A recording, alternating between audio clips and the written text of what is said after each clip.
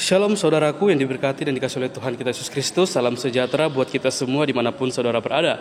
Saya mengucapkan terima kasih untuk saudara semua yang selalu setia untuk menonton, bahkan juga mendukung perkembangan channel Jalan yang Lurus dengan cara like, komen, dan subscribe. Saudaraku yang terkasih, di kesempatan kali ini kembali lagi kita akan bersama-sama akan melihat serta menyaksikan bagaimana keberlangsungan suatu diskusi antara teman-teman para apologet Kristen yang akan berhadapan dengan Ustadz Tsuma, yang dimana teman-teman para apologet Kristen ini akan mematahkan setiap tuduhan-tuduhan liar, bahkan juga setiap narasi-narasi liar yang berkaitan dengan kekristenan yang selalu saja dibahas oleh Ustadz Tsuma. Maka dari itu tanpa berlama-lama mari langsung kita simak videonya, dan saya berharap untuk kita semua bisa mengikuti video ini dari awal hingga akhir supaya kita tidak gagal paham dan jangan sampai kepanasan ketika kita melihat tayangan ini dan bagaimana ketika apologet Kristen membantah serta membungkam Ustadz Tsuma. Selamat menyaksikan, Tuhan Yesus memberkati.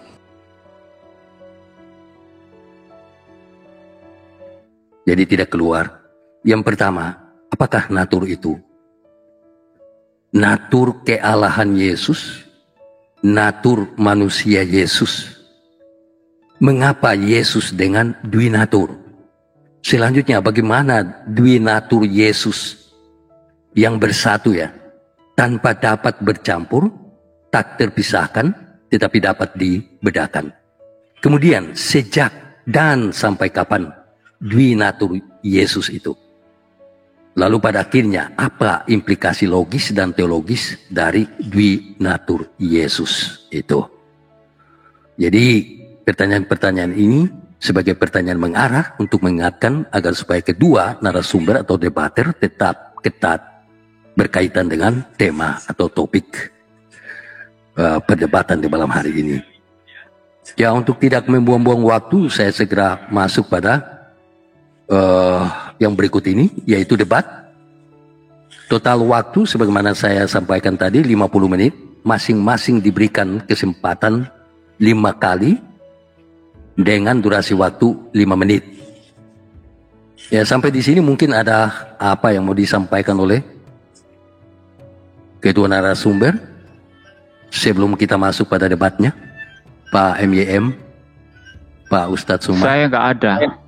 Saya nggak ada. Oke. Ya. Baik Pak Ustadz.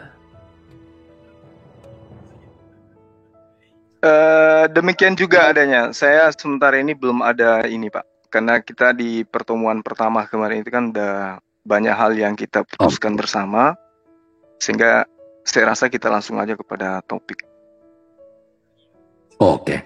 Baik. Jadi saya ingatkan kembali bahwa topik atau tema pembahasan di malam hari ini adalah dui natur Kristus. Yesus Allah 100% dan manusia 100%. Kesempatan pertama saya berikan kepada Pak Ustadz Tsuma untuk langsung saja menanggapi ya. Waktu diberikan 5 menit. Waktu akan berjalan setelah Pak Tsuma mulai berbicara. Dipersilakan Pak Ustadz. Baik. Bismillahirrahmanirrahim. Assalamualaikum warahmatullahi wabarakatuh. Semangat malam pada kita semua, Bapak MYM dan juga teman saya, Pak Felix. Tema kita pada malam hari ini terkait dengan Yesus 100% Tuhan dan 100% manusia. Jadi saya mengatakan seperti malam yang kemarin pada saat kita bertemu, bahwa dari segala sisi analisa rasional, pemahaman ini itu adalah merupakan doktrin dan dogma yang sangat sulit kemudian untuk dicerna oleh akal pikiran. Meski kemudian kami sebagai Muslim itu juga patut mengetahui bahwa doktrin ini itu dihasilkan daripada pemahaman yang memiliki asal, memiliki usul. Apakah itu asalnya dari keinginan orang-orang setelah Yesus atau Yesus sendiri yang mengajarkan inti ajaran ini? Karena saya meminjam kata dari Pak Pendeta MYM yang selalu mengatakan karikatur-karikatur. Justru adanya konsep inilah dengan sendirinya ya konsep ini menjadikan Yesus itu sebagai karikatur manusia dan sekaligus sebagai karikatur Tuhan. Nah, kalau kemudian karikatur ini dijadikan sebagai dasar pijakan dalam berdialog, apakah pernah Yesus itu mengatakan di dalam Bible bahwa dirinya adalah 100% Tuhan atau dirinya adalah 100% manusia?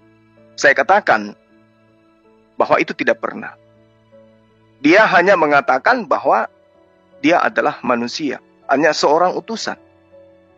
Kemanapun arahnya kemudian karikatur itu ditujukan ke konsili-konsili, itu adalah arena dialog, arena debat, arena sesat menyesatkan antar kelompok dan kelompok lain. Sehingga muncul kemudian karikatur yang kita maksud pada malam hari ini. Nah, oleh karena itulah kemudian kapan dogma Yesus 100 Tuhan, 100% manusia ini diterapkan kemudian, ditetapkan. Ya, seperti teman-teman yang pernah belajar seperti Pak MYM tentu adalah orang yang memiliki kepiawaian, keilmuan yang tentu sangat-sangat mumpuni dalam hal ini. Jadi dia tahu kapan ditetapkan Yesus yang manusia itu 100%, kemudian ditambahkan 100% Tuhan. Karena ini tidak berasal dari Yesus.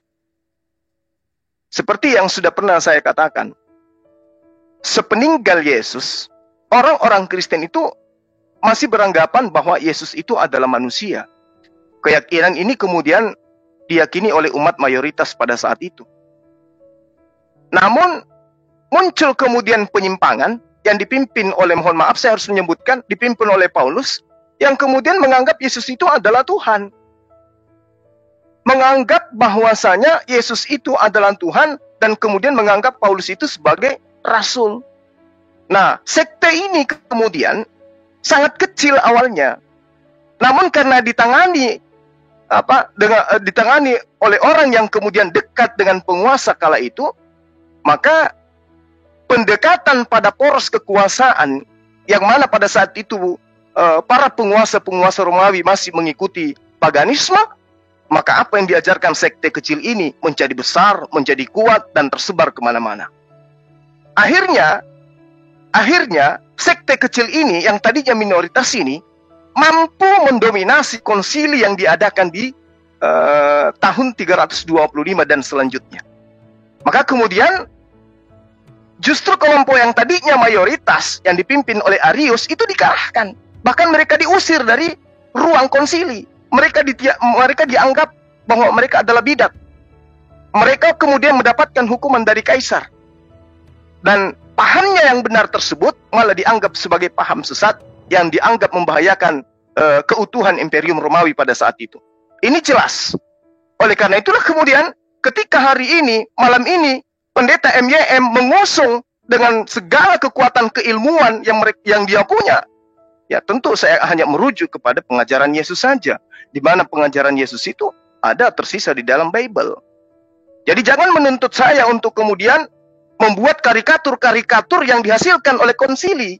Saya hanya mampu menguraikan apa yang Yesus ajarkan tentang dirinya, apa yang Yesus ajarkan, apa yang murid-muridnya ajarkan tentang Yesus. Saya tidak mampu kemudian berselancar ke konsili-konsili yang kemudian membuat karikatur manusia menjadi Tuhan. Silakan dengan ilmu Anda, silakan dengan ilmu Bapak. Saya tetap akan konsisten bahwa Yesus adalah manusia dan Yesus 100% bukan Tuhan. Demikian.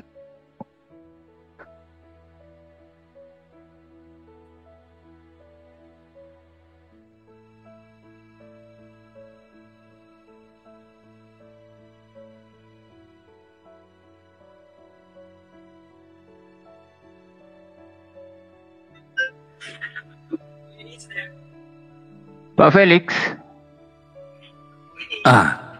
Iya, Yesus bukan Tuhan, tetapi Yesus adalah manusia. Demikian akhir yang disampaikan oleh Pak Ustadz Suma. Time-nya sudah disetting. Langsung aja Pak Pendeta MYM, dipersilakan. Ya, baik. Timernya langsung itu. Saya bicara langsung hidup timernya. Ya, baik ya. Jadi saudara-saudara, saya sebetulnya mau interaksi ini ada peningkatan dari Ustadz Suma ya. Tapi di awal saja saya melihat Ustaz Suma ini sudah menggebrak dengan salah kaprah ya. Salah kaprah yang paling jelas malam hari ini, dia tidak memahami ketika saya menggunakan istilah karikatur. Ya, dia tidak memahami apa yang dimaksud dengan karikatur ya. Dan yang menggunakan karikatur itu adalah Suma sebetulnya. Ya, kenapa disebut karikatur? Dia mencoba menjelaskan iman Kristen dengan cara yang salah kaprah ya. Apa itu 100% Allah? Apa itu 100% manusia? Itu dia tidak memahami. Jadi dia menjelaskan 100% Allah, 100% manusia itu dengan cara yang salah kaprah, itu yang kita sebut sebagai karikatur. Jadi Zuma ini mengkarikatur iman Kristen, lalu kemudian dia mengkritik iman Kristen berdasarkan karikatur itu. Berdasarkan salah pahamnya Zuma itu yang kita maksud ya. Makanya saya bilang, coba jelaskan apa yang dimaksud Kristen itu mengenai Yesus 100% Allah, 100% manusia. Zuma tidak ngerti. Coba sekarang saya tantang sekarang. Ini catat ya moderator ya. Saya minta Zuma menjelaskan secara ringkas saja dalam 1-2 menit atau 3 menit. Jelaskan kepada saya apa yang dimaksud Kristen dengan doktrin Dwi Natur Kristus. 100% Allah, 100% manusia. Dia bisa menjelaskan dengan benar apa enggak? Yang dimaksud Kristen ya, bukan yang dimaksud Zuma. Nah, setelah dia memahami apa yang dimaksud Kristen mengenai Dwi Natur Kristus itu 100% Allah, 100% manusia, maka barulah Zuma boleh mengkritik berdasarkan pemahaman Kristen itu. Dia mengkritik iman Kristen, nah itu baru benar. Itu baru Zuma tidak membuat karikatur. Nah, jangankan memahami ini ya, memahami doktrin Kristen tentang Dwi Natur, Zuma malah bicara istilah karikatur yang saya pakai itu dengan cara yang lebih salah kaprah lagi, jadi double salah kaprahnya ini.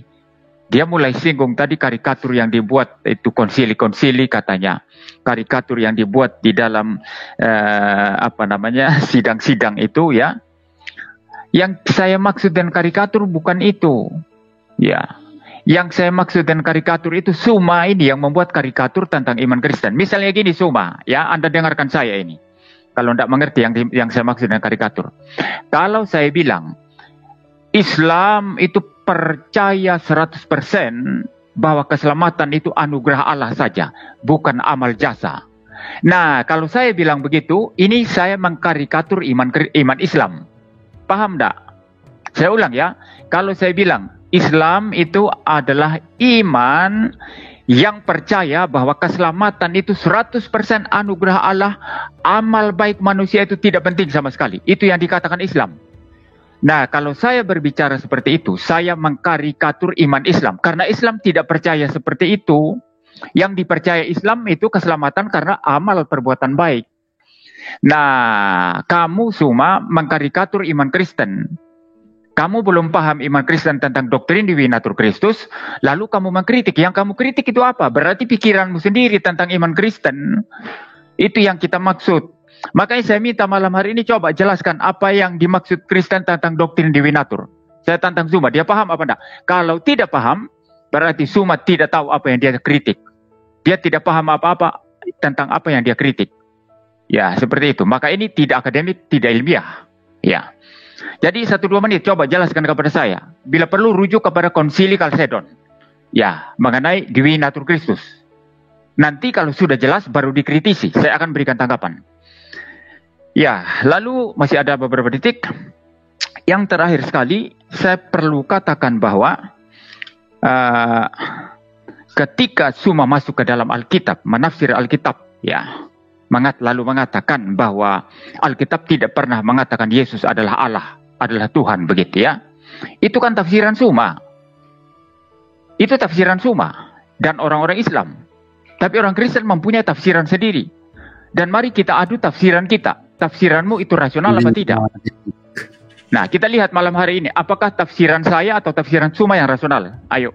Baik, waktunya habis. Terima kasih Pak MYM.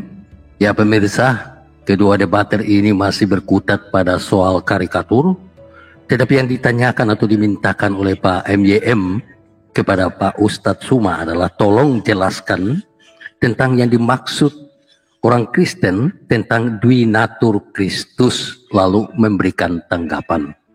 Waktu sudah disetting? Ya, Pak Ustadz Suma akan bicara, waktu pun berjalan. Dipersilakan Pak Ustadz. Oke, makasih. Ya, jadi sekali lagi saya katakan kepada Pak YM yang saya hormati, ya, sebagai orang yang pernah belajar, saya tidak mau digiring terhadap apapun itu yang melatar belakangi konsili yang ada. Apakah itu karena keberadaan Antikes, atau keberadaan kemudian Kaisar Konstantin, Patriark Alexandria, atau Hosius, atau Pitus. Saya nggak mau ke sana, Pak. Saya tidak ingin bermain di karikatur yang Bapak buat. Karena Yesus punya kedudukan pada saat dia datang di atas muka bumi, 100% manusia. Karikatur yang Anda buat kemudian, dia dua natur. Anda lah yang harus menjelaskan itu, lalu kemudian Anda convert terhadap pengajaran Yesus. Saya tidak ingin digiring kepada ajaran Romawi, gak mau saya. Saya hanya ingin menjelaskan tentang ajaran Yesus yang adalah orang Yahudi. Kalau yang dua natur itu adalah tugas Bapak untuk menjelaskan sisi kebenarannya, sisi keilmiannya, sisi akademisnya, sisi logiknya di mana. Jadi saya tidak mau ke sana. Ya, tentang bagaimana kemudian konsili Efesus, Kalsedon, saya nggak mau.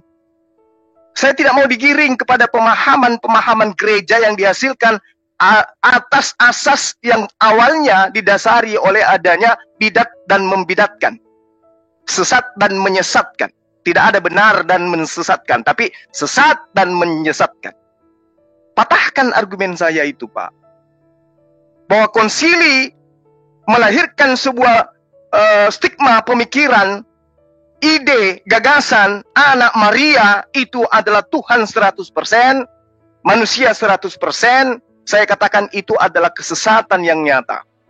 Itu yang Anda harus patahkan. Anda nggak usah nguji saya, bahwa saya harus tahu apa yang melatar belakangi. Pak, saya baca Bible. Saya baca Bible. Kalau Bapak sudah jauh sekali di atas saya, tinggi menjulang langit keilmuannya, turun Pak, turun.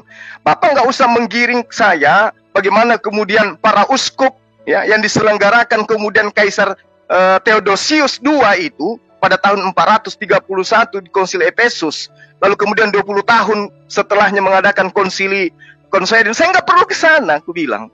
Nggak perlu ke sana. Itu hanya bisa Bapak kaji di dalam meja kuliah. Bukan di debat lintas agama seperti ini.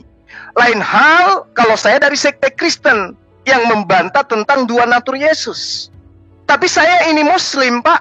Di luar dari keyakinan Bapak yang telah mengatakan dengan jelas bahwa dua natur Yesus itu adalah kesesatan yang nyata. Itu adalah sebuah buah pikiran yang tidak bermakna, yang tidak punya arti sama sekali. Bahkan konyol. Kenapa saya katakan konyol? Yesus 100% manusia dan 100% Tuhan. Yesus mati. Bagaimana mungkin kemudian Yesus yang mengalami mati, dia adalah 100% Tuhan? Patahkan itu. Jelaskan ke saya. Ada orang mati, kemudian dikatakan dia adalah 100% Tuhan. Sementara Tuhan, di dalam kitab yang Anda tenteng, dikatakan dia adalah kekal. Dia selama-lamanya hidup, tidak pernah mengalami kematian. Sementara Yesus mengalami kematian.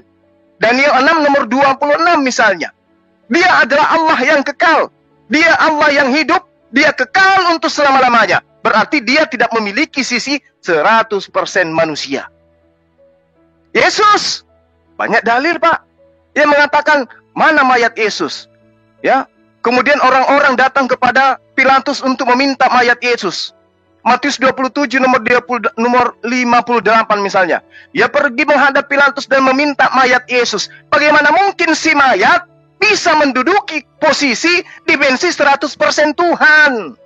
Jadi kalau Anda hanya membahas konsili-konsili, natur-natur, karikatur-karikatur yang dibuat oleh konsili-konsili itu, bagi saya itu sudah tidak rasional.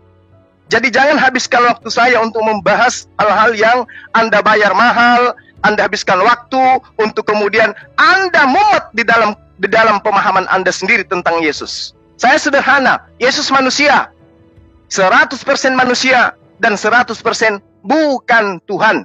Sementara Tuhan 100% Tuhan dan 100% bukan manusia. Itu yang perlu Bapak patahkan saya. Bapak nggak usah nguji saya tentang itu. Saya bukan mahasiswa, bukan juga kristolog yang sekolah di sekolah teologi. Baik, saya hanya penginjil jalanan. Silakan. Habis. Terima kasih Pak Ustadz Suma. Terima kasih. Ya, jadi Pak Ustadz Suma mengingatkan bahwa dia adalah seorang Muslim, bukan Kristen.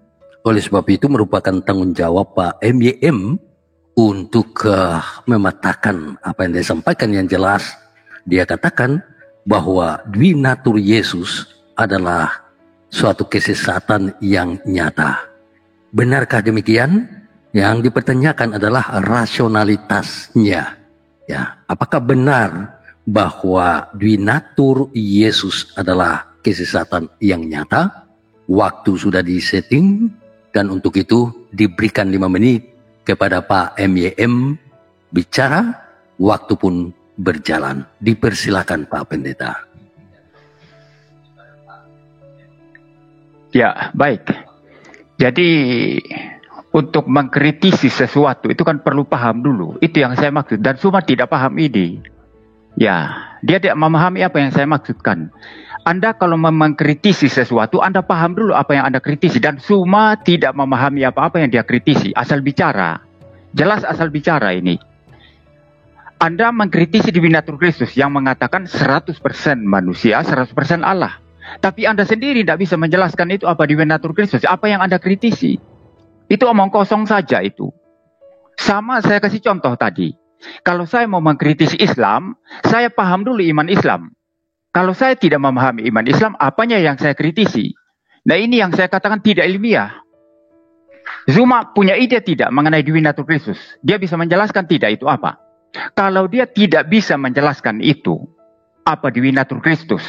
Kalau dia tidak memahami apa yang dimaksud orang Kristen mengenai dwinatur Kristus, maka dia tidak bisa mengkritisi itu karena dia tidak punya ide tentang itu. Hanya kebodohan yang mengkritisi sesuatu yang tidak diketahui. Hanya orang bodoh yang mengkritisi sesuatu yang tidak diketahui. Ya, jadi kalau kita mengkritisi sesuatu, Anda katakanlah misalnya, mau mengkritisi seorang filsuf tertentu, misalnya Immanuel Kant, Anda mesti baca buku Immanuel Kant. Anda mesti paham pemikiran Immanuel Kant. Setelah Anda paham, baru Anda kritisi. Itu yang saya maksud. Dan Suma di sini tidak paham apa-apa tentang doktrin dwinatur Kristus. Dia tidak paham itu, lalu dia kritik. Saya tadi siang mendengarkan kembali itu debat daripada Dr. Deki dengan Simbolon itu. Siapa namanya itu? Abednego apa siapa? Gordian, ya. Dia begitu banyak bicara, ya. Lalu Dr. Deki bilang, Anda tahu tidak apa yang menjadi indikator daripada apa namanya itu? Ya, mereka bicara tentang Alkitab tadi, ya. Tentang bagaimana Alkitab itu cukup, ya, layak untuk dipercaya, itu apa namanya, itu teks-teksnya begitu, ya. Indikatornya apa? Coba sebutkan kepada saya. Simbolon tidak bisa, ya, nggak bisa menyebutkan itu. Maka itu artinya apa? Dia mengkritisi apa yang dia tidak tahu. Saya tidak minta Suma untuk masuk Kristen, no, bukan itu. Saya tidak minta Suma untuk belajar iman Kristen supaya dia percaya, bukan. Tapi kalau dia mau mengkritisi iman Kristen, dia harus belajar iman Kristen supaya dia paham. Setelah dia paham, baru mengkritisi. Nah ini dari bicaranya saja, tidak ngerti doktrin dwinatur Kristus. Tapi bicara mengkritisi, apa yang dikritisi? Misalnya tadi dia bilang, Yesus mati. Yesus mati membuktikan bukan Allah. Ini kacau sekali. Anda tidak paham doktrin dwinatur Kristus. Yesus mati kan kemanusiaannya. Kemanusiaan Yesus mati.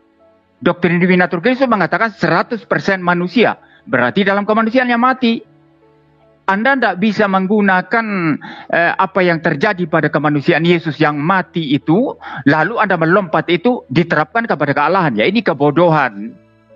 Kalau kemanusiaan Yesus mati, ya kemanusiaan Yesus mati. Tapi kealahan Yesus yang adalah logos ilahi, itu tidak mati. Nah, hal-hal semacam ini muncul karena Suma tidak memahami itu doktrin Dewi Natur Kristus. Maka saya minta lagi sekarang, Anda harus menjelaskan dulu itu, baru Anda kritisi. Ini umum dalam dunia akademik. Sebelum Anda mengkritisi sesuatu, Anda jelaskan dulu apa yang Anda kritisi.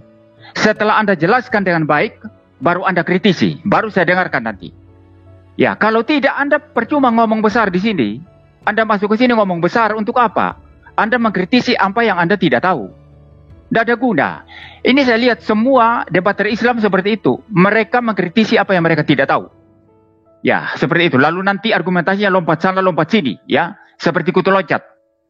Saya tetap meminta Suma jelaskan apa itu doktrin Dewi Natur yang dipahami Kristen, baru dia kritisi. Setelah itu saya kasih tanggapan. Kalau tidak, berarti dia tidak paham itu doktrin Dewi Natur Kristus apa. Kalau dia tidak paham, apa yang dia kritisi? Apa yang dia kritisi? Tidak ada yang dia kritisi. Semua argumentasinya tidak relevan.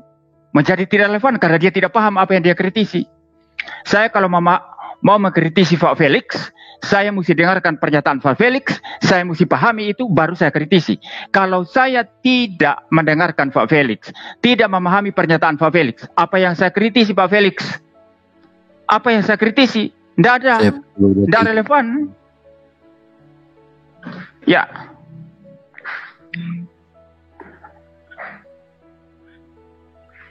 Iya, waktunya habis. Jadi kalau kita cermati, maka sejauh ini masih menyangkut metodologi ya. Jadi bagaimana memahami substansi pembahasan. Akan tetapi apa yang disampaikan oleh Pak Ustadz Suma, itulah cara beliau untuk mempertahankan pemahamannya atau pengetahuannya mengenai Dwi Natur Kristus. Mungkin beliau sampaikan dengan cara yang berbeda. Akan tetapi tantangan dari Bapak Pendeta MYM, ini saya mencatat, kalau Suma tidak paham doktrin Dwi Natur Kristus, maka tidak dapat ya memberikan kritik yang diharapkan. Ya, seperti itu. Bagaimana tanggapan Pak Ustadz Suma? Pak Ustadz Suma akan berbicara dan waktu pun segera berjalan. Dipersilakan Pak Ustadz. Jadi gini Pak MYM, sekiranya anak Maria itu hidup sekarang ini, orang pertama yang mengkritisi Bapak tentang karikatur yang Bapak buat tentang dirinya itu adalah dia. Nah, ini yang saya ingin Bapak bahas. Bukan malah meminta saya untuk mengulas mengapa saya mengkritisi. Ini bukan dalam hal mengkritisi atau dikritisin, Pak. Ini dalam ranah Anda menjelaskan, mematahkan argumen saya. Bagaimana mungkin kemudian manusia 100% bisa menjadi Tuhan 100%? Kalau menurut Anda itu salah, tapi pada faktanya apa yang Anda ucapkan tadi selama 5 menit? Kematiannya karena dia adalah manusia. Tapi sebagai logos ilahi, dia tidak mati. Ini kan sudah masuk dalam narasi yang saya bangun. Yang mati adalah manusia. Kalau Anda mengatakan logosnya tidak mati tapi kekal, logosnya di sini apa? Logos itu bukan Yesus. Yesus itu adalah firman. Yesus itu adalah manusia. Logos itu adalah kehendak, ide. Dan Yesus itu bukan ide Tuhan.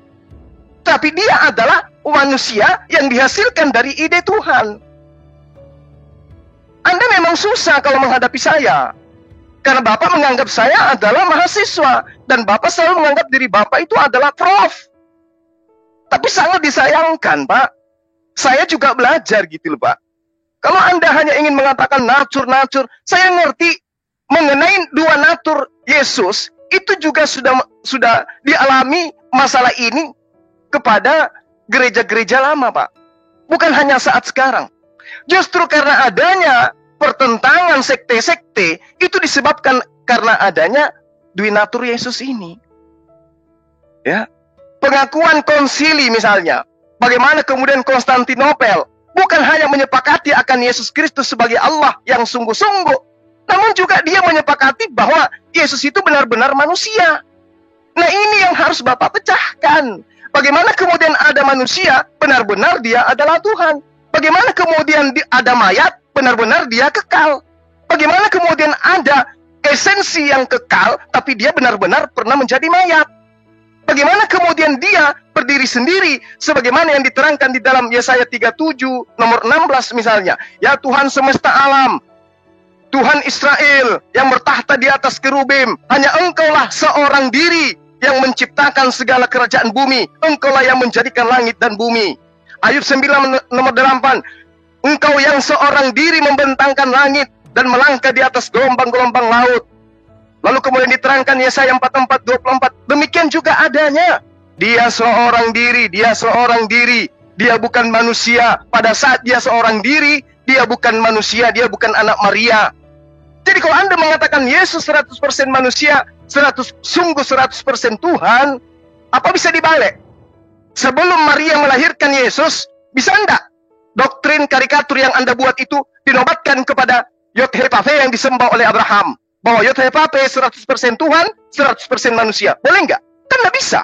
Oleh karena itulah kemudian karikatur-karikatur yang dibentuk oleh konsili-konsili ini saya tidak mau bahas. Itu cukup Bapak bahas di internal Bapak. Karena kenapa? Di internal Bapak aja cakar-cakaran tentang itu. Yang Anda harus pahami sekarang ini adalah munculnya seorang Suma yang tidak paham menurut Bapak, yang harus paham dulu baru mengkritisi, yang itulah yang harus Bapak selesaikan.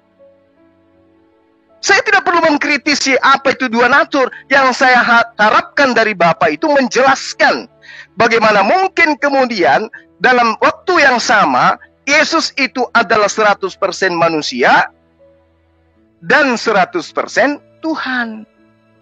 Coba. Sementara Tuhan ini adalah yang maha kekal. Sementara Yesus ini tidak kekal.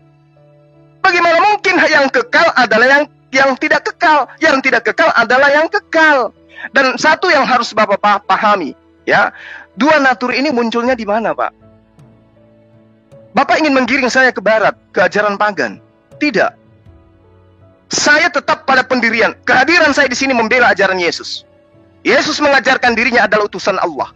Yesus mengajarkan dirinya adalah manusia yang taat menyembah hanya kepada Allah. Saya wakilnya untuk mewakili Yesus. Bapak mewakili gereja. Saya mewakili Yesus. Sekarang patahkan argumen saya bahwa tidak mungkin kemudian Yesus yang manusia itu adalah 100% Tuhan. Silakan.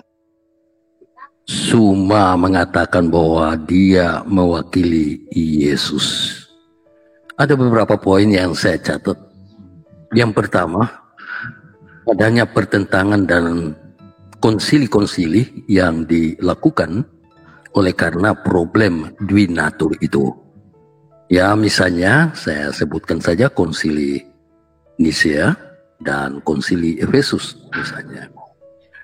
Beliau juga mengemukakan beberapa argumentasi biblikal yang pada intinya menegaskan bahwa Yesus itu manusia.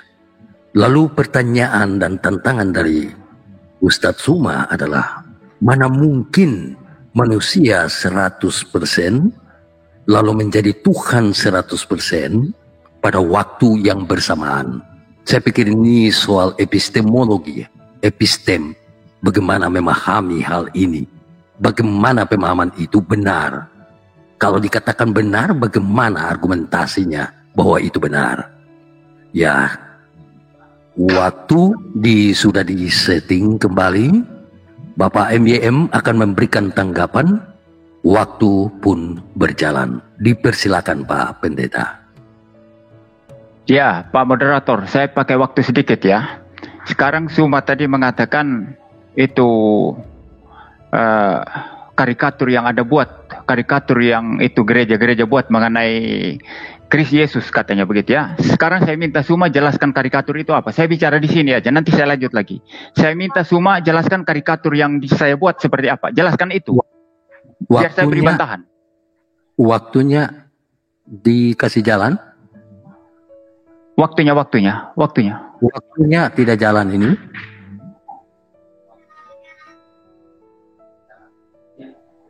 Ya, jadi Ya, Suma silakan. harus menjelaskan karikatur apa yang saya buat tentang Kristus, tentang Dewi Natur Kristus. Itu yang saya minta. Dia bilang karikatur, tidak apa-apa. Silakan aja dia bilang karikatur.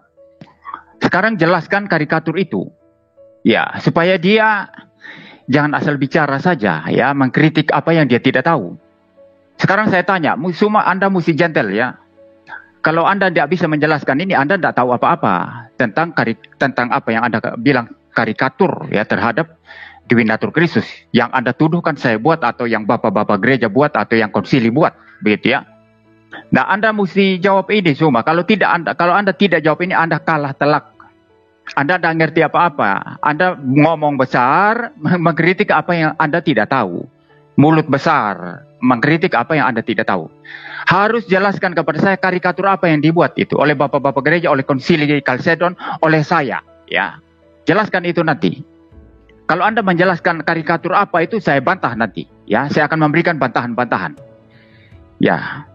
Lalu kemudian kelihatan sekali bahwa dia tidak tahu apa-apa. Saya dari awal mengatakan tidak tahu apa-apa. Kalau dia tidak tahu apa-apa yang dia kritik, apanya yang mau diperdebatkan? Kalau mau ilmiah, semua mesti paham apa yang dia kritik. Ya, kalau dia tidak paham apa-apa yang dia kritik, apanya yang mau diperdebatkan? Tidak ada. Ya, jadi tolonglah itu jelaskan dulu apa yang Anda mau kritisi itu apa. Ya. Sekarang dia matikan, bisakah manusia menjadi Tuhan? Yang bilang manusia jadi Tuhan itu siapa? Di dalam doktrin Dewi Natur apa? Suma. Di konsili apa dikatakan? Atau dalam pernyataan saya di mana mengatakan manusia bisa jadi Tuhan? Itu kan karangan Anda itu. Kita tidak pernah berkata manusia jadi Tuhan. Moderator ingatkan, saya minta moderator bertindak tegas ya. Yang pertama tadi saya minta Suma menjelaskan karikatur apa yang saya buat tentang Dewi Natur Kristus. Atau yang dibuat oleh bapak-bapak gereja atau konsili Kalsedon mengenai Dewi Natur Kristus. Dia mesti jelaskan itu. Kalau tidak, dia berarti omong kosong di sini. Karikatur apa? Mesti hadirkan karikatur itu apa? Data-datanya apa? Ya. Lalu yang kedua, kita tidak pernah berkata manusia Yesus jadi Allah. Tidak ada itu dalam doktrin Dewi Natur Kristus. Itu perkataan Suma. Nah, sekarang juga buktikan di mana dalam konsili Kalsedon, bila perlu nanti ya rujuk kepada konsili Kalsedon, di mana dikatakan di sana bahwa manusia Yesus jadi Allah atau jadi Tuhan. Tidak ada di sana. Tidak ada sama sekali. Atau konsili Nikea mengenai Tritunggal. Tidak ada di sana. Itu kan karangan Suma. Maka saya sudah bilang, Suma dan orang-orang Islam ini mengkritisi Kristen dengan karangan mereka sendiri.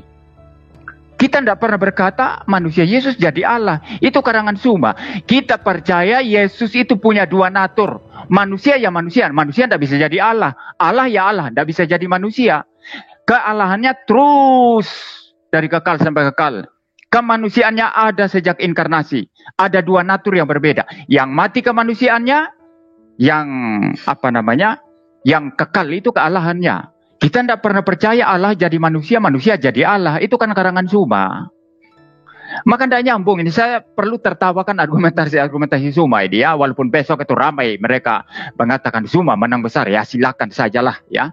Tapi orang yang ilmiah dan akademik itu akan tahu siapa yang asal bicara, yang tidak pakai rujukan ilmiah dan akademik yang jelas. Itu kan jelas nanti. Ya, jadi dua hal ini saya tanya kepada Suma, karikatur apa? Coba jelaskan dulu. Lalu yang kedua, di mana pernyataan saya atau pernyataan konsili-konsili yang mengatakan manusia Yesus bisa jadi Allah? Ya, di mana? Atau manusia berubah jadi Allah? Atau sebaliknya, Allah berubah jadi manusia? Di mana itu dikatakan? Buktikan, kasih datanya dulu. Kalau tidak, Anda membuat karikatur tentang iman Kristen lalu mengkritisi. Tapi sayangnya Anda mengkritisi pikiran Anda sendiri. Tidak mengkritisi yang dipercaya iman Kristen. Ini kekacauan besar bagi polemikus Islam. Ini kekacauan besar. Makanya saya bilang hadirkan Egy Sujana yang jauh lebih ilmiah. Egy Sujana itu hadirkan. Biar dia kan gambar-gambar logik ya. Kita lihat. Nah, kalau Suma bisa merepresentasikan dan benar Dwi Natur Kristus, malam hari ini saya mau buktikan itu dan uji logika, dan law of non-contradiction, dan hukum either or, ya, dan hukum identity. Saya buktikan malam hari ini, tidak apa-apa. Tapi representasikan dan benar dulu.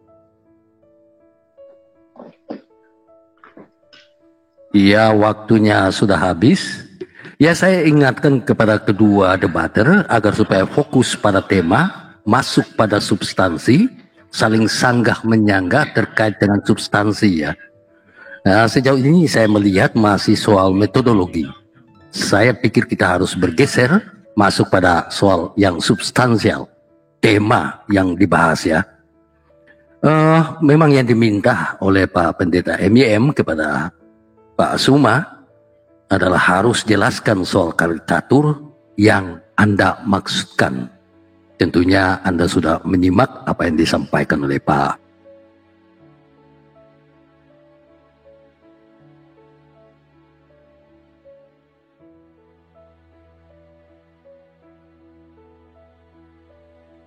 Suaranya hilang itu Pak Felix. Iya, hilang suaranya Pak. Pak Felix. Terlempar kali, kelontar keluar kali. Pak Felix, ada. suaranya Pak. Tetap ada. Tetap ada dia. Pak Felix. Ada kan Pak Felix?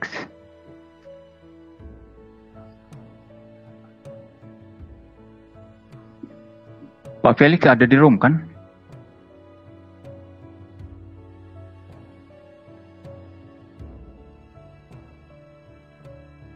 Pak Felix. Loh, malah keluar. Coba naikkan Pak Felix. Pak Felix.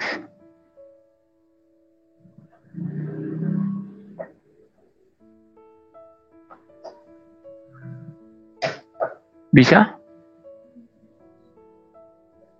Oh, udah keluar.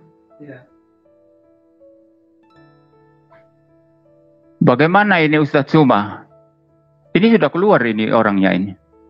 Kita tunggu Pak, pasti dia masuk mungkin jaringan. Kita tunggu aja dulu sebentar.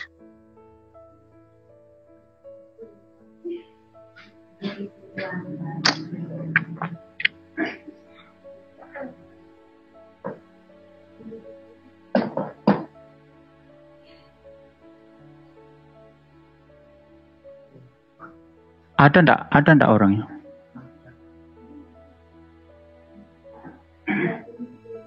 Mungkin enggak ada sih, enggak kelihatan di sini.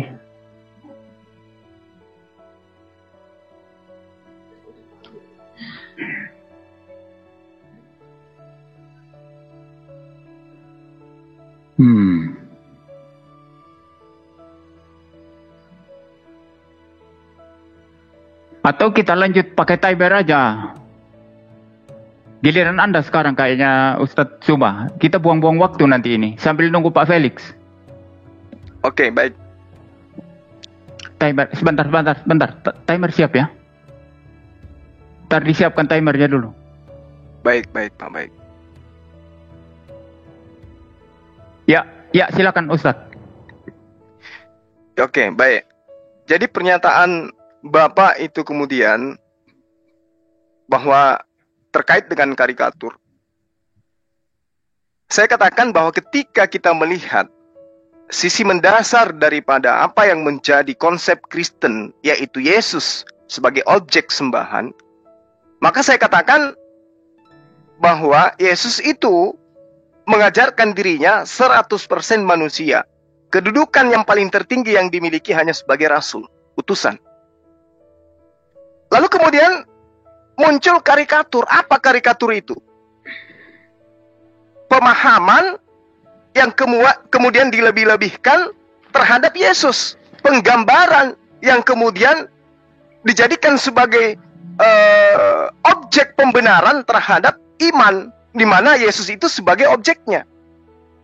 Jadi gambar atau penggambaran suatu objek yang konkretnya menjadi dasar, yang mendasari adalah konkret adanya objek tersebut, lalu kemudian dilebih-lebihkan dalam sudut pandang yang kemudian baik itu dibentuk dalam bentukan visualisasi ataupun dalam pemikiran. Itu yang saya maksud karikatur.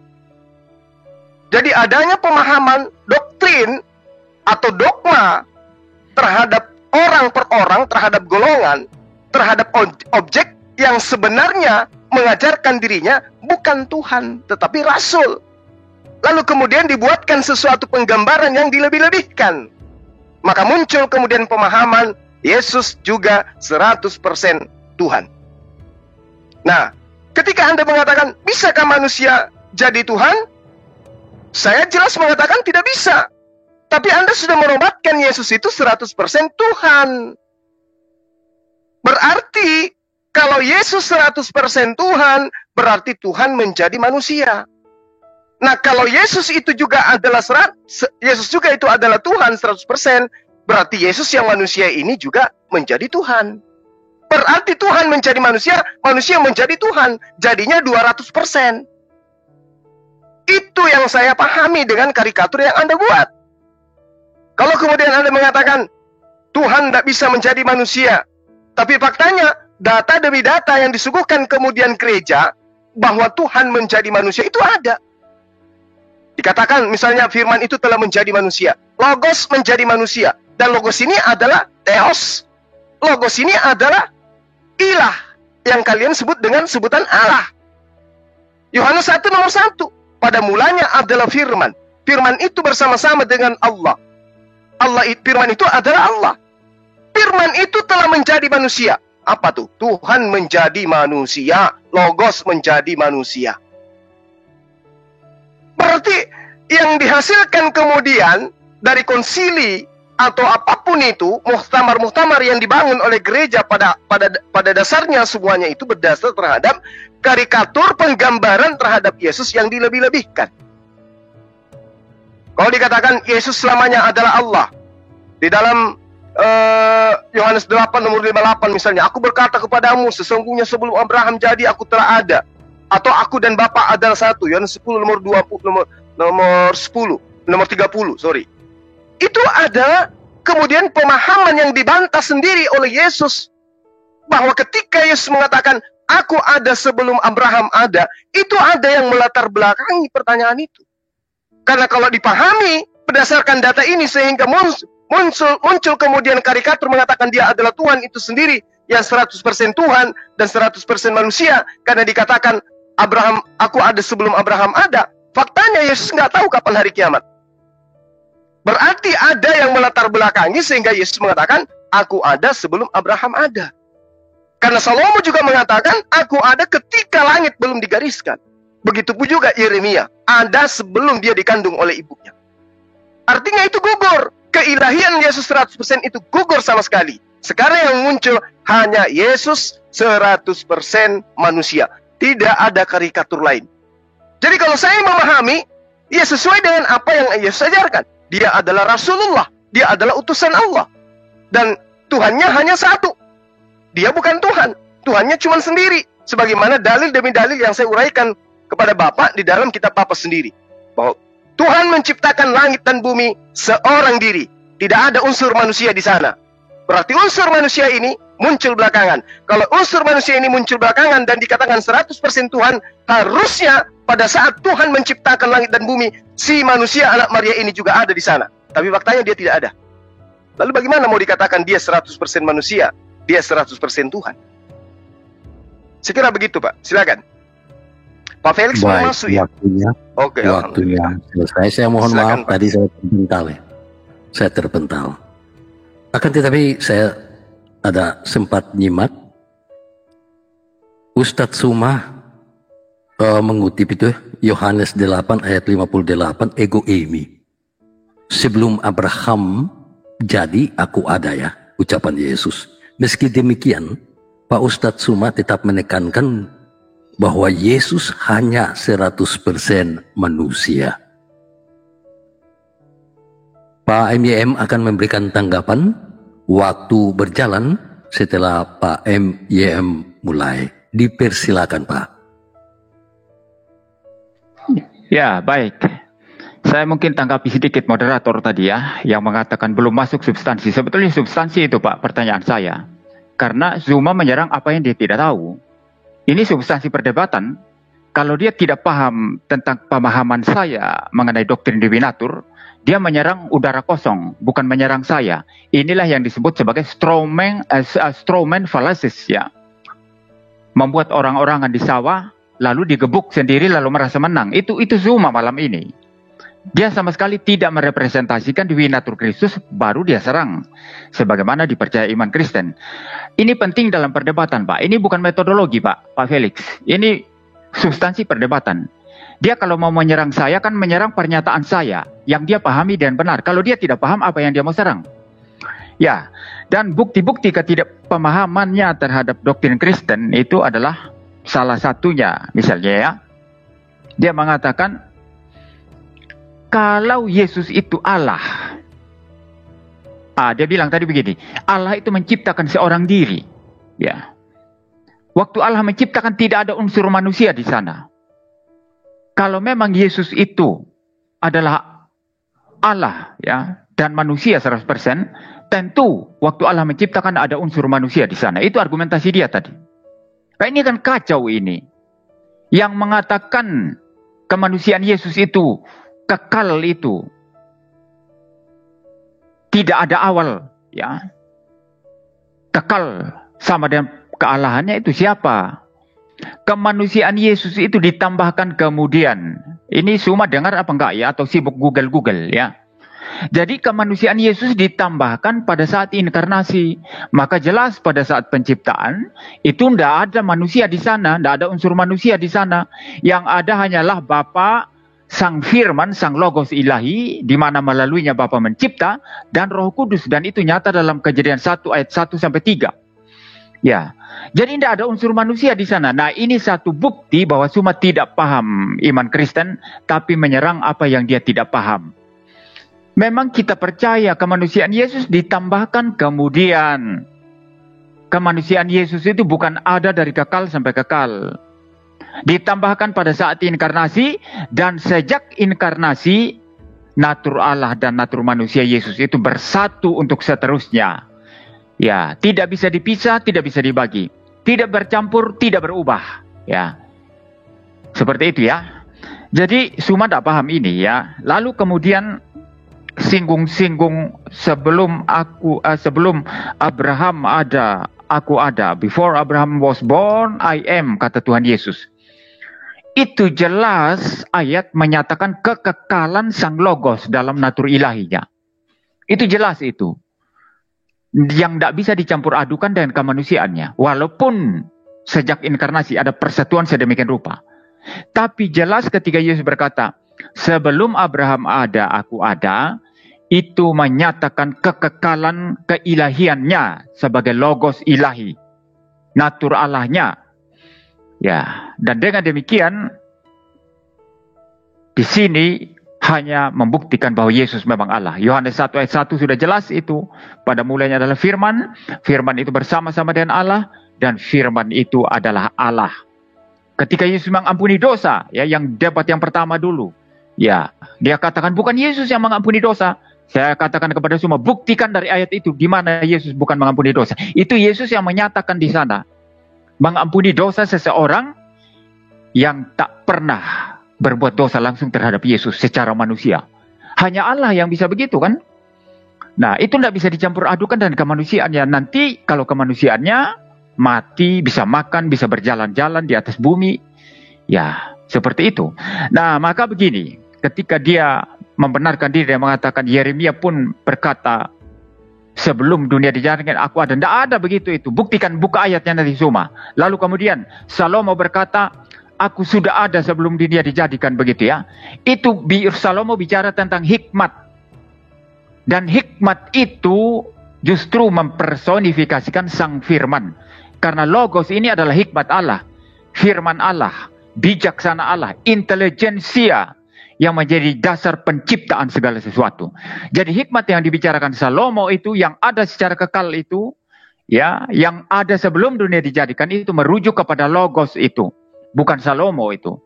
Jadi ini cuma tampil ayat Alkitab yang dia tidak paham, gitu ya. Lalu dia tafsir sesuka dia sendiri. Ya, saya sudah bantah ya, tidak masuk akal, nonsens argumentasinya. Baik, waktunya habis, sayang sekali. Ya, jadi saya pikir Pak Ustadz Suma sudah menyimak dan memahami apa yang disampaikan oleh Pak Pendeta MYM.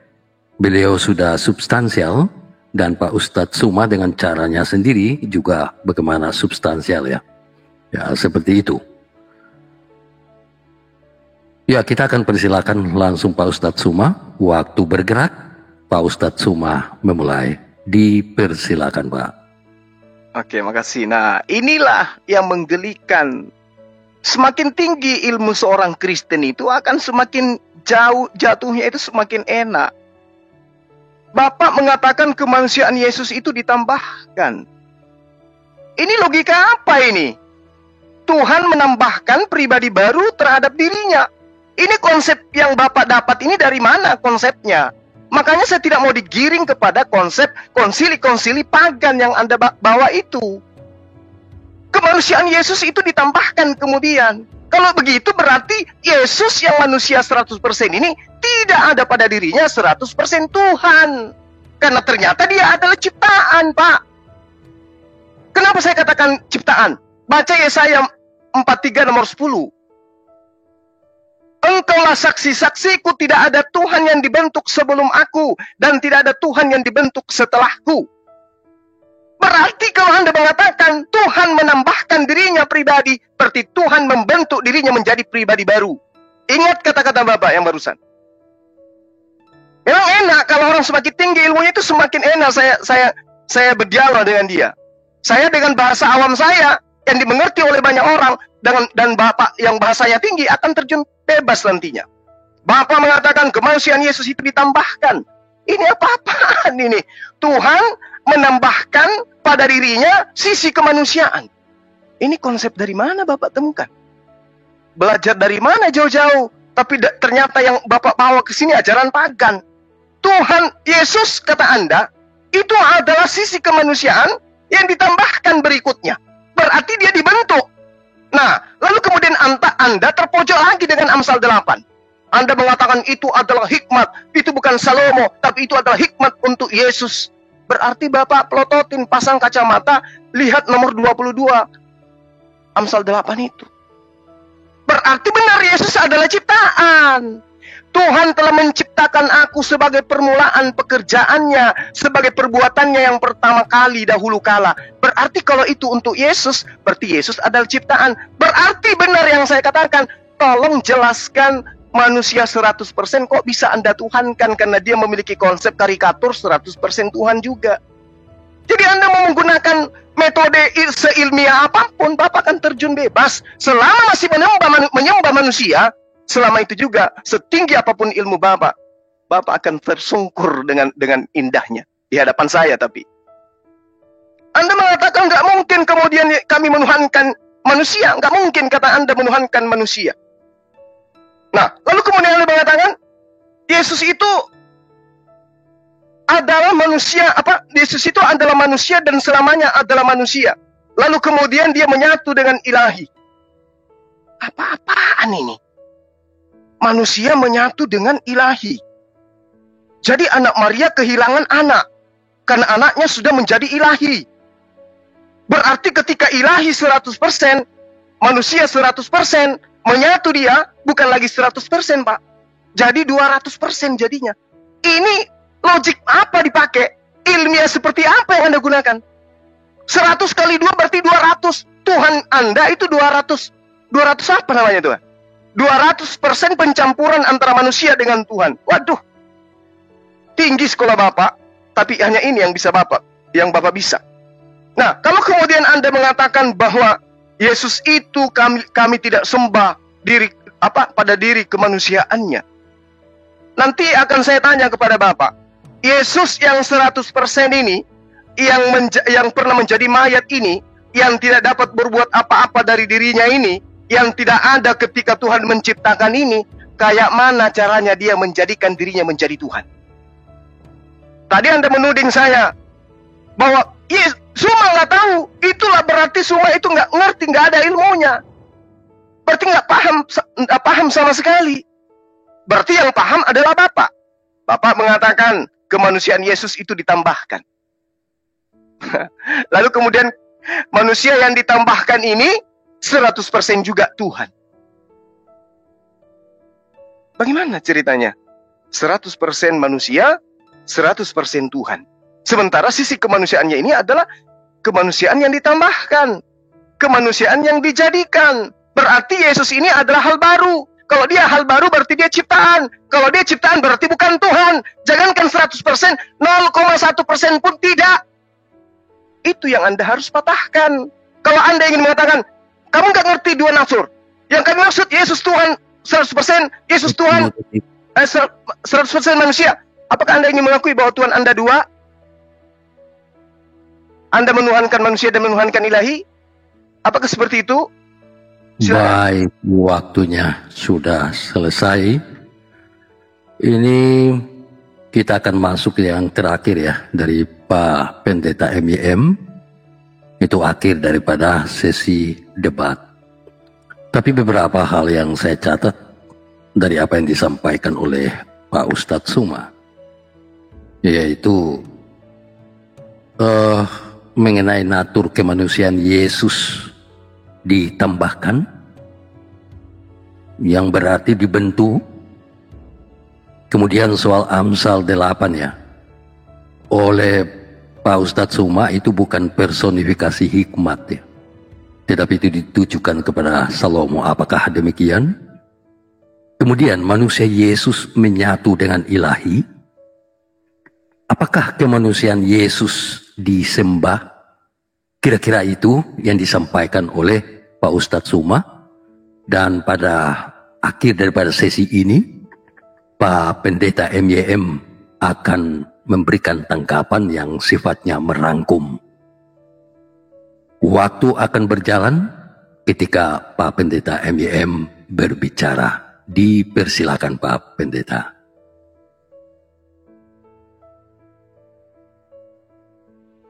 Ya, baik.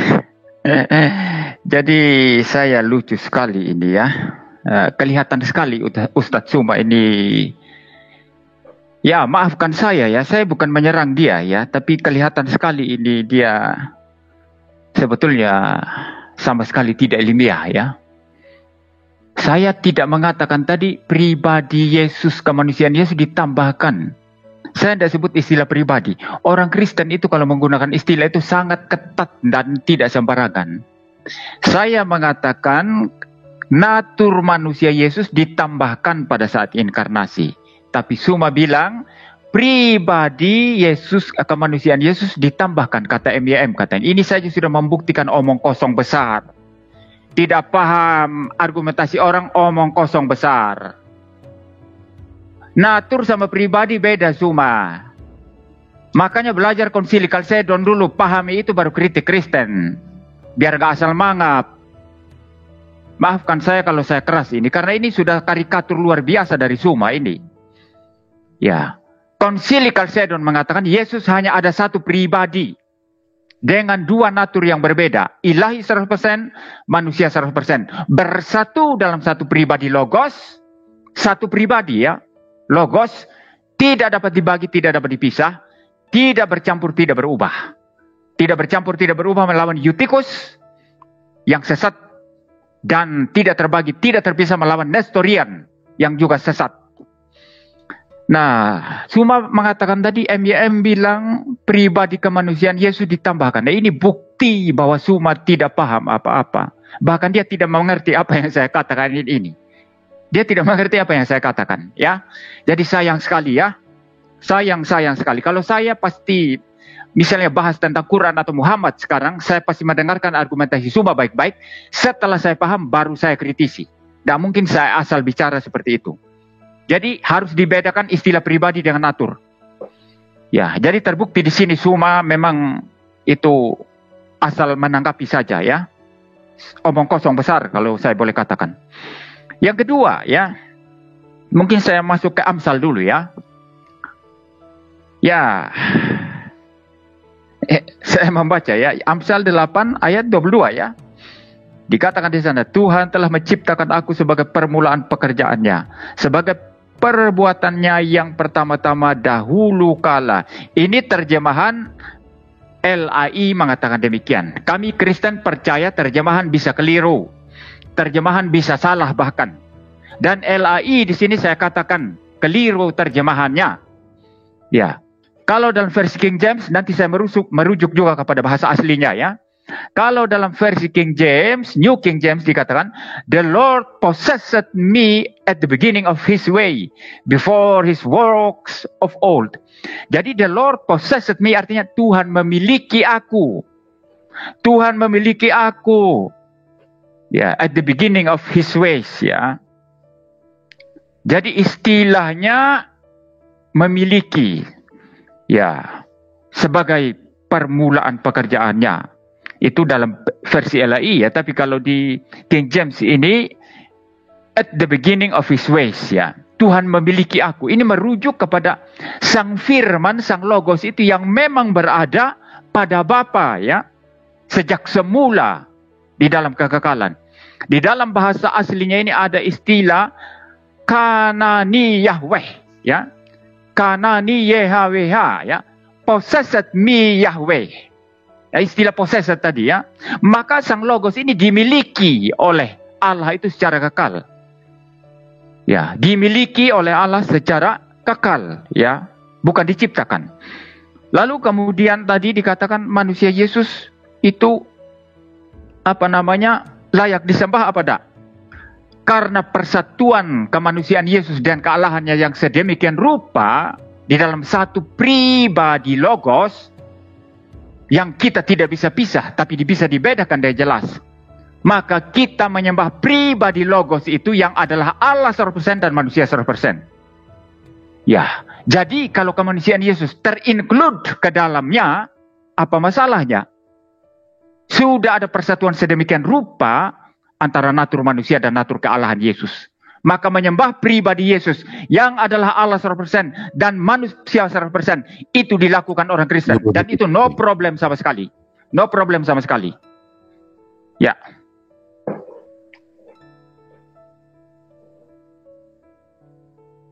Iya, waktunya sudah habis. Dengan berakhirnya tanggapan yang disampaikan oleh Pak Pendeta MYM, maka berakhir pula bagian ya debat itu. Dan kita akan segera masuk pada battle round, ronde battle. Ya. Jadi saya ingatkan kembali apa yang disampaikan oleh Pak Pendeta MYM, bahwa orang Kristen menyembah Yesus bukan menyembah manusia saja, tetapi dia menyembah Yesus sebagai 100% Allah, 100% manusia. Pemirsa dan para netizen, kita akan segera masuk pada battle round. Dan untuk itu diberikan waktu total. Wah, saya pikir karena keduanya ini masih, ya saya pikir masih menggebu-gebu ya. Masih juga penasaran, masih juga mau untuk saling sanggah menanggapi atau tanggap menanggapi dengan total. Maka saya pikir kita berikan waktu 20 menit ya. Tolong di setting 20 menit. Bukan 15, 20 menit. Timingnya tolong di setting ke 20. Bisa?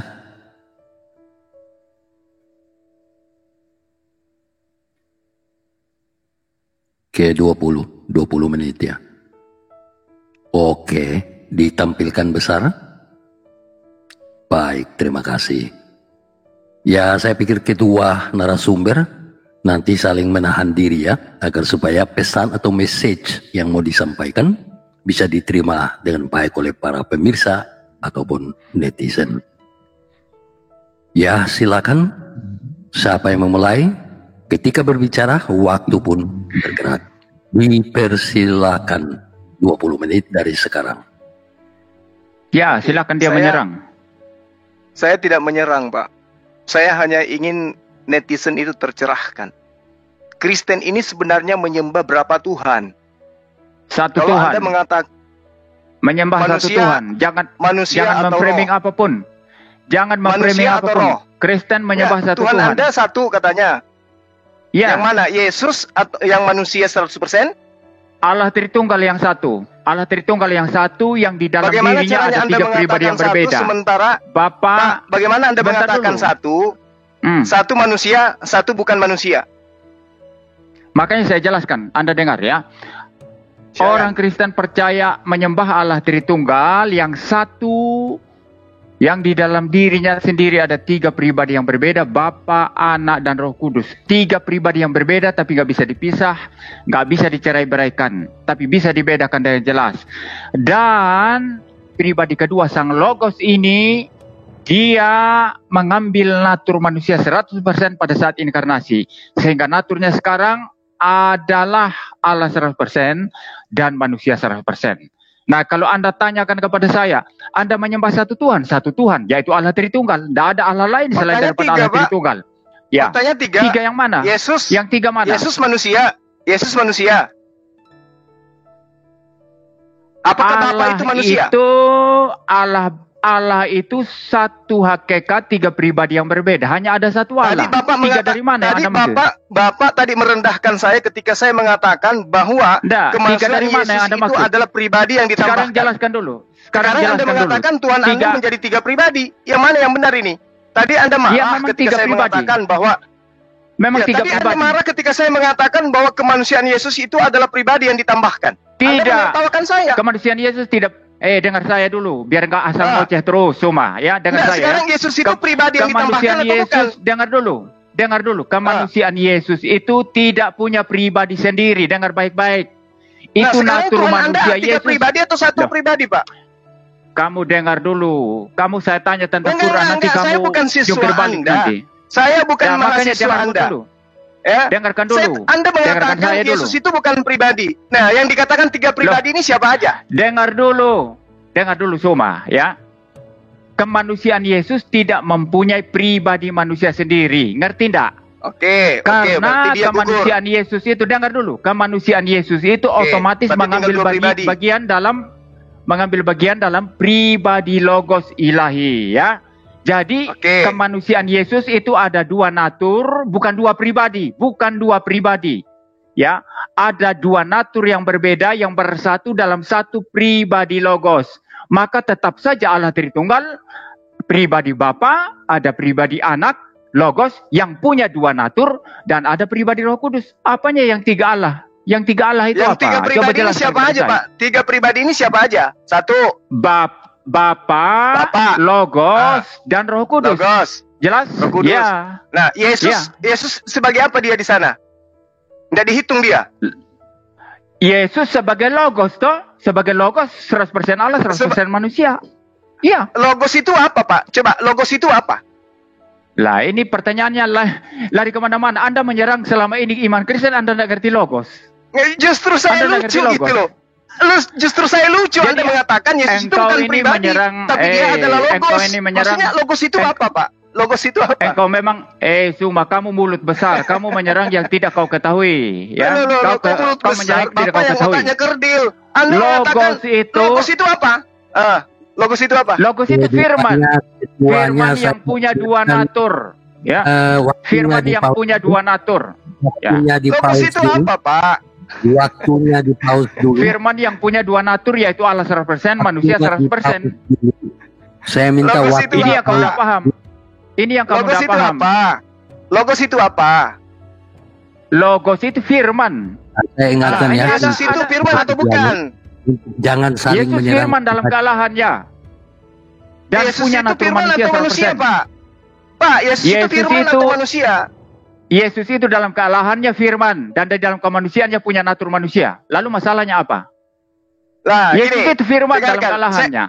Saya terangkan kepada Bapak. Berarti Trinitas itu gugur, Pak. Harusnya 4 tas. Loh, kok bisa 4 tas? Kemanusiaan Lah, kan Yesus tidak punya pribadi sendiri. Logos ini 2 pribadi kan, Pak? Menurut Bapak? Ya, itu dia saudaraku, kita bersama-sama telah melihat serta menyaksikan bagaimana keberlangsungan suatu diskusi atau debat yang sangat menarik antara teman-teman para apologet Kristen melawan Ustadz Suma. Dan lagi-lagi Ustadz Suma kepanasan, emosi, bahkan dia mengeluarkan kata-kata yang tidak seharusnya berada di dalam suatu ranah diskusi seperti itu.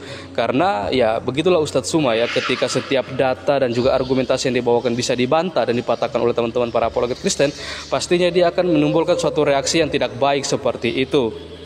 Dan luar biasanya kita bisa melihat bagaimana teman-teman para apologet Kristen ini dengan tegas membantah setiap narasi liar dari seorang Ustadz Suma.